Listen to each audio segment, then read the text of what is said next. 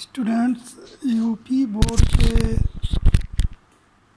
Calculus book में वक्रों का अनुरेखण एक चैप्टर है, यानी कर्व ट्रेसिंग। उसके बारे में थोड़ी बहुत जानकारी मैं आप लोगों को बता रहा हूँ, आपके काम आएगा। तो पहले कर्व ट्रेसिंग एक ऐसा चैप्टर है जिसकी ज़रूरत आगे चल के बीएससी या इंजीनियरिंग में बहुत ज़रूरत पड़ती है इसकी। इसमें एक कार्टेशियन कर्व के बारे में, कार्टेशियन एक पोलर है, तमाम कर्व आएंगे उसका ट्रेस करना होगा आपको, उसका कर्व ट्रेसिंग करना पड़ेगा। तो अभी फ़िलहाल मैं आप लोगों को कार्टेशियन के बारे में बताऊंगा। यदि कोई वक्र आपका एफ एक्स वाई बराबर 0 या वाई बराबर एफ एक्स का अनुरेखण यानी ट्रेसिंग करना हो, तो उसमें नीचे दी हुई बातों को ध्यान में रखने पर आसानी से ये कर्व का ट्रेसिंग कर सकते हैं। बहुत ज़्यादा देखने में लेंदी लग रहा है, लेकिन बहुत ज़्यादा दिक्कत नहीं होनी चाहिए, क्योंकि इसमें सब टॉपिक आसानी से समझ में आ जाएगा। अब आपको पहला टॉपिक है सममित। सममित का मतलब होता है सममित। सममित मतलब होता है कि बराबर माप। आप इसकी किसी रेखा के दोनों ओर किसी वक्र का आकार एक सा रहता है तो हम कह सकते हैं कि वक्र उस रेखा के सापेक्ष सममित है, यानी सिमेट्रिक है। ये समझ में आ गया। अब यदि वक्र के समीकरण में y के सभी घातांक सम संख्यक हो, अर्थात y के स्थान पर -y रखने पर वक्र का समीकरण अपरिवर्तित रहता है, तो वक्र x अक्ष के सापेक्ष सममित होता है। इस स्थिति में यदि वक्र पर कोई बिंदु x y है तो संगत बिंदु x -y भी वक्र पर होगा। आप जैसे एग्जाम्पल दिया गया है y² = x, तो y² = x, यहाँ पर y का घात कितना है 2, जो कि सम है, इवन है। तो y के स्थान पर अगर आप -y रखेंगे तब भी y² रहेगा ये। तो ये जो है वही इसमें है। तो आप जैसे ये कर्व है y² = x, तो y का घात कितना है 2, जो कि सम है, अतः यह x एक्सिस के अबाउट क्या होगा, सिमेट्रिक होगा। तो ये x एक्सिस है। अब सममित का मतलब इधर जितना गया है उतना ही इधर आएगा। तो ये y का नेगेटिव क्वाड्रेंट है, तो x -y। सेम चीज़ यहाँ पर है। ये आपका फिगर से आपको क्लियर हो जाएगा। तो जब भी आपको सिमेट्री पहचान करना हो, तो यस घात सम हो तो किसके अबाउट सिमेट्रिक होगा, y घात सम हो तो किसके अबाउट सिमेट्रिक होगा, इसको आप आसानी से समझ सकते हैं।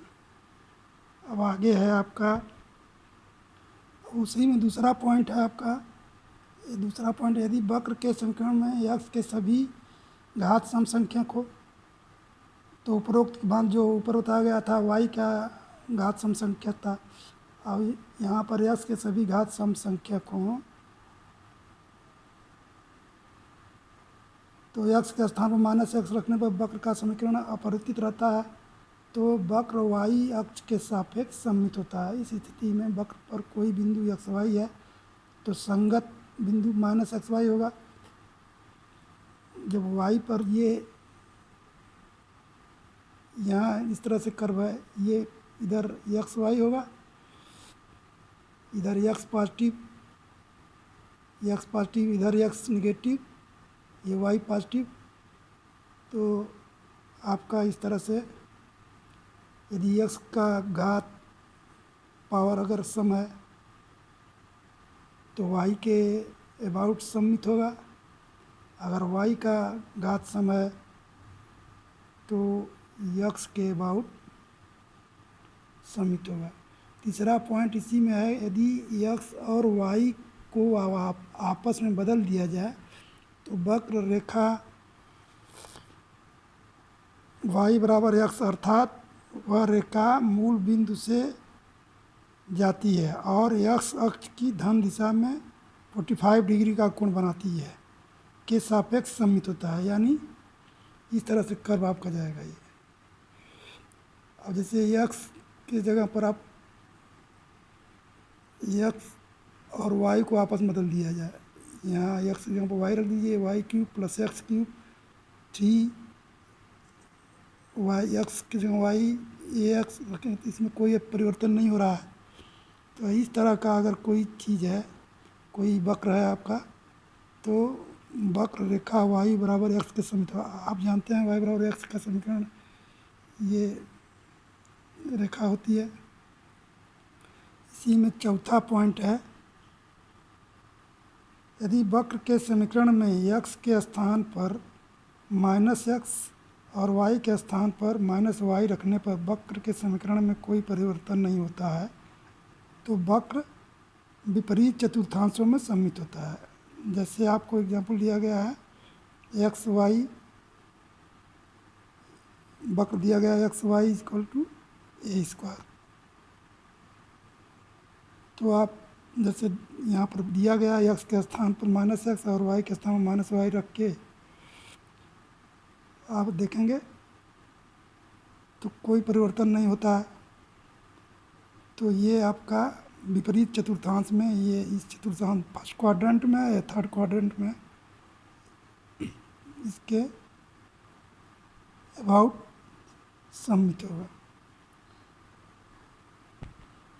अभी मैंने आपको बताया कि सममित की पहचान करने के लिए आपको 4 टॉपिक दिए हुए हैं। सिमेट्री, सममित मतलब समान माप, माने जितना x के y के इधर होगा उतना ही इधर ये माप होगी उसकी वक्र की। उसी तरह से आप दूसरा पॉइंट है मूल बिंदुगामी वक्र, पोजीशन ऑफ द ओरिजिन।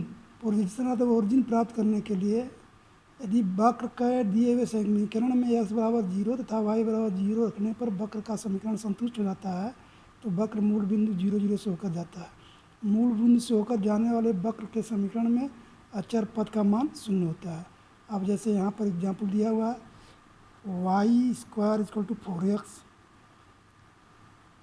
ये मूल बिंदु से होकर जाता है। X square plus y square plus 2x plus 3y equal to 0, ये मूल बिंदु से होकर जाता है। अब जो है मूल बिंदु पर स्पर्श रेखा, तीसरा पॉइंट है टेंजेंट एट द ओरिजिन। यदि वक्र के समीकरण में न्यूनतम घात वाले पदों को 0 के बराबर रखने पर अभीष्ट समीकरण प्राप्त हो जाएगा। यदि वक्र का समीकरण अगर आपका दिया है तो उसमें न्यूनतम घात वाले पदों को 0 के बराबर रख दीजिए। जैसे ऊपर ही लिया गया है, जैसे न्यूनतम घात है ये 2x plus 3y equal to 0 दीजिए, या यहाँ पर दिया हुआ है y square equal to 4x, मूल बिंदु से होकर जाता है तथा इसमें न्यूनतम घात वाला पद क्या है आपका, ये 4x है, ये x जिसको 0 के बराबर रखने पर आपका x बराबर 0 प्राप्त होता है। इसलिए परवलय Y square equal to 4x की मूल बिंदु पर स्पर्श रेखा क्या होती है आपकी, x इक्वल टू 0, अर्थात x इक्वल टू 0 का मतलब जानते ही हैं y अक्ष होता है। इसी प्रकार वक्र x square plus y square plus 2x plus 3y is equal to 0 में न्यूनतम घात वाला पद आपका देखिए 2x plus 3y equal to 0 है। रखने पर प्राप्त होता है, जो मूल बिंदु पर वक्र की स्पर्श रेखा का समीकरण है। यदि वक्र के समीकरण में x अथवा y से स्वतंत्र कोई पद नहीं है तो वक्र मूल बिंदु से होकर जाएगा। इसी क्रम में चौथा पॉइंट है आपका, वक्र तथा अक्षों के प्रतिच्छेद बिंदु निकालना होता है, इंटरसेक्शन विद कोऑर्डिनेट एक्सेस। तो वक्र के समीकरण में y बराबर 0, जो y बराबर 0 एक्स अक्ष का समीकरण है, रखने पर वह बिंदु ज्ञात हो जाता है जिन पर वक्र एक्स अक्ष को काटता है। उसी तरह से इसमें दूसरा पॉइंट है, वक्र के समीकरण में x बराबर 0 रख दीजिए, जो कि y अक्ष का समीकरण है, y अक्ष को काटता है। For example x square plus 4y square 64 में यदि आप y बराबर 0 रख देते हैं तो x अक्ष के वह बिंदु ज्ञात हो जाते हैं जिनसे होकर वक्र जाता है। तो y बराबर 0 रखने पर आपका एक्स स्क्वायर इक्वल टू 64 हो गया। ये हो गया आपका x equal two plus minus 8, अतः x अक्ष पर बिंदु प्लस 8 0, y इक्वल टू 0 है ना, माइनस 8 0 होंगे। पुनः x बराबर 0 रखने पर वही चीज़ 0 4 0 माइनस 4। अब वक्र पर कुछ अन्य बिंदु होते हैं। मूल बिंदु के अतिरिक्त समान अंतर पर x के कुछ निश्चित मान लेकर y के संगत मान ज्ञात कर लें, फिर x और y के मानों को क्रमशः भुज और कोटि मानकर आलेखित कर लें। वो ग्राफ बनाने के लिए आप एक बनाते हैं इस तरह से, x y इस तरह से मान बना के निकालते हैं।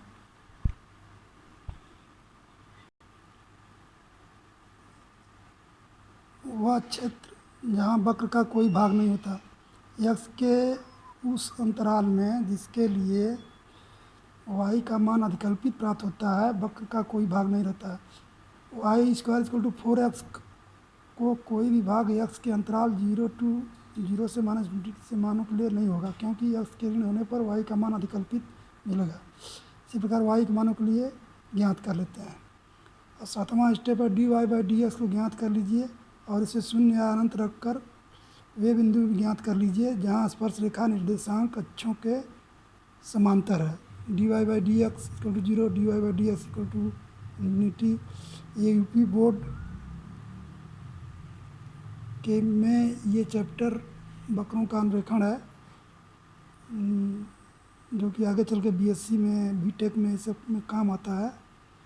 तो थोड़ा बहुत आपको जानकारी दे दी जा रही है, इसको अच्छी तरह से पढ़ेंगे तो आपको बिल्कुल समझ में आ जाएगा। वक्र का उचिष्ट या निम्निष्ट मान ज्ञात कर लेने से भी वक्र के अनुरेखण में सुविधा होती है। अक्षों के समानांतर अनंत स्पर्शियाँ, एक चीज़ आप आगे चल के पढ़ेंगे, एसिम्पटोट। एसिम्पटोट जो होता है ऐसा टेंजेंट होता है जो वक्र को इनफाइनाइट पर टच करता है, कट नहीं करता, टच करता है। तो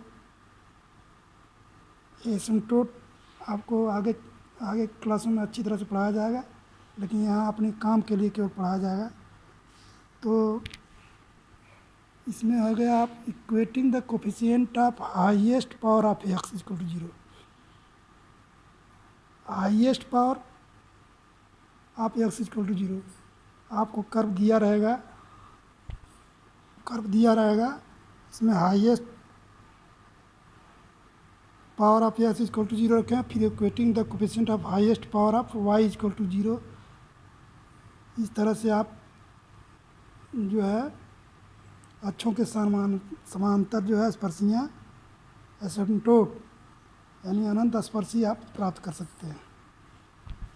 जैसे एक उदाहरण देकर आपको समझाते हैं। ये कर्व दिया हुआ है y square a minus x equal to x cube का अनुरेखण कीजिए, कर्व ट्रेस कीजिए। Trace the curve y square a minus x equal to x cube. अब देखिए इसमें पहला आप सिमेट्री सममित की पहचान करेंगे। तो ये वक्र आप देख रहे हैं कि y का घात सम है, y का घात सम है, ये क्यूब है। तो यह वक्र आपको x अक्ष के सममित कहा जाएगा, क्योंकि y का घात क्या है, सम है। हम मूल बिंदु की पहचान कैसे करेंगे? Y square a minus x equal to x cube, पहले कर्व का इक्वेशन लिखेंगे, फिर x बराबर 0 रखने पर, तो x बराबर 0 रखेंगे तो आपको y इक्वल टू 0 प्राप्त होता है।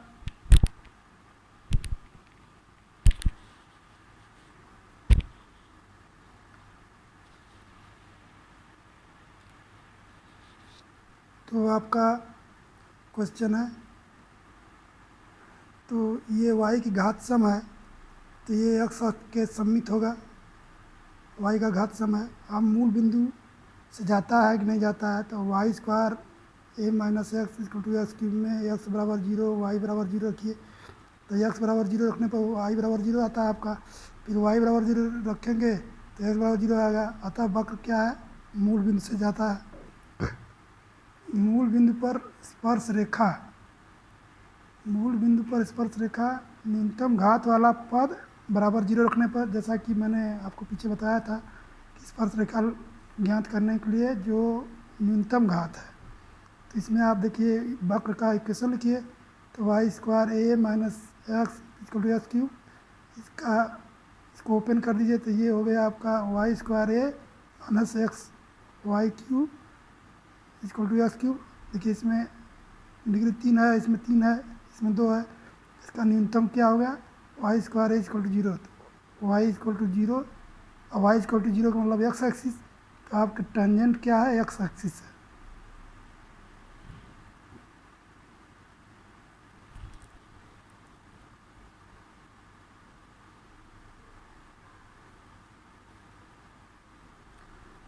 एक्स एक्सिस स्पर्शी मूल बिंदु पर है।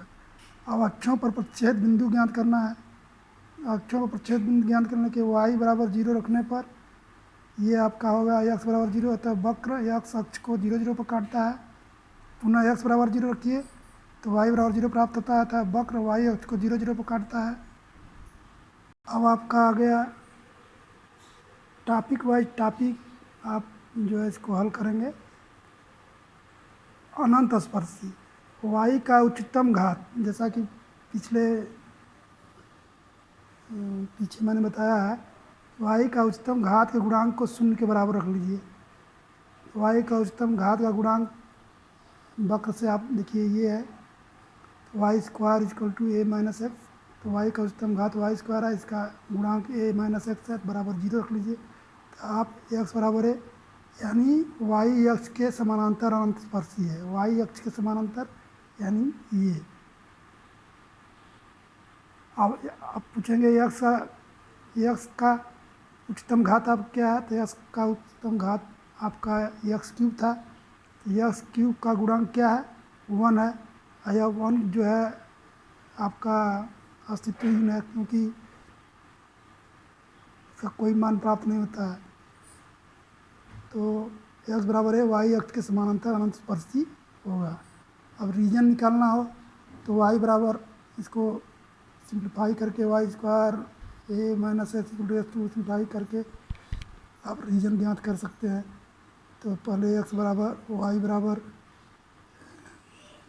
X root under root x अपन ए माइनस एक्स रखिए, एक्स बराबर माइनस ए रखने पर y इक्वल टू आपका ये इमेजिनरी आएगा, एक्स बराबर 0 रखने पर y इक्वल टू 0 आएगा, एक्स बराबर माइनस ए रखने पर आपका इमेजिनरी आ रहा है, एक्स बराबर 0 रखने पर y बराबर 0 आ रहा है, एक्स बराबर ए रखने पर y इक्वल टू इन्फिनिटी आ रहा है। तो आपका रीजन होगा ये आपका x is greater than equal to 0 या लेस देन ये। क्यों यहाँ इक्वल इसलिए नहीं होगा, क्योंकि यहाँ पर आपका ये एसिम्पटोट है। तो स्टूडेंट्स, ये चैप्टर थोड़ा देखने में आपको दिक्कत कर रहा है, लेकिन एक बार पढ़ लेंगे अच्छी तरह से तो बहुत अच्छी तरह से समझ में आ जाएगा, आसानी से आप कर्व को ट्रेस कर सकते हैं, या चाहे कार्टेशियन का कर्व हो या पोलर कर्व हो। और कर्व चैप्टर ऐसा है जो कि आगे की क्लासों में हमेशा आपको ज़रूरत पड़ेगी। तो ये वस्तुतः ये यूपी बोर्ड में वक्र का अनुरेखण चैप्टर है, इसलिए मैंने आप लोगों को थोड़ा बहुत इसमें बताया है। उम्मीद है कि आप लोग कुछ समझ पाएंगे और आगे बढ़ेंगे। Thank you. सब्सक्राइब और लाइक करना ना भूलें स्टूडेंट्स। Thanks lot.